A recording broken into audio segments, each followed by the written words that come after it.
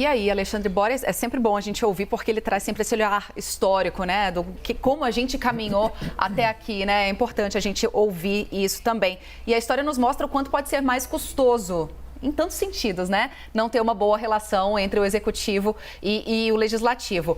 Vamos agora ao segundo turno. Temos aí 2 candidatos. Como deve ser a vida deles, pensando que ano que vem tem eleição também para a presidência de Senado, da Câmara. Joga a luz um pouquinho aí sobre essa relação entre os poderes, Alexandre. Olha, Stephanie, é realmente a grande variável que a gente tem para discutir quem vai ganhar a eleição no dia 30 de outubro. Se a gente tiver Lula vai ter que se virar para negociar.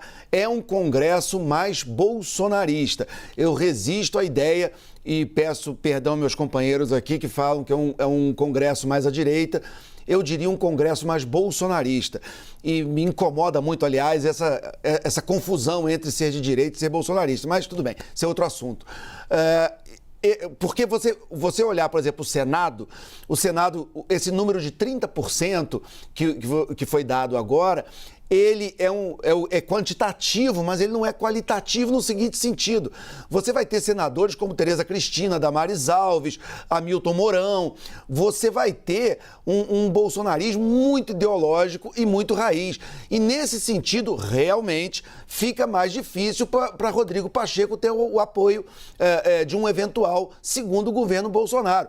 Porque Rodrigo Pacheco é sim um aliado de Jair Bolsonaro, ele foi eleito com o apoio dele, ele teve decisões importantíssimas, ele tentou barrar a CPI da Covid, só teve CPI por causa de uma decisão do STF, ele tentou enterrar a CPI e ele conseguiu enterrar a CPI do MEC, que poderia ter uma influência nessa eleição muito grande. Ia ser um contraponto a essa narrativa de que é um governo sem escândalos, sem corrupção. A CPI do MEC ia abrir as entranhas de toda aquela negociata das barras de ouro, dos pastores, em troca de emenda, enfim. E foi Rodrigo Pacheco que matou essa CPI. Então, mesmo ele sendo um aliado, sem dúvida que ele é um aliado, vamos dizer, com luvas de pelica, que usa talheres, ele é um aliado de casaca e sobretudo.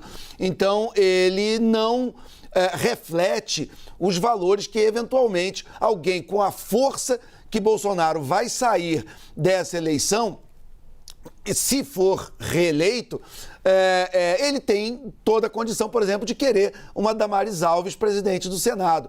E aí vai ser o bonde do Bolsonaro sem freio, né? Quer dizer, as últimas resistências da sociedade ao poder central do país vão embora. Ele já tem a Câmara com Arthur Lira, ele tendo uma Damares à frente do Senado e colocando mais 2 ministros no STF, porque Rosa Weber e Lewandowski vão se aposentar.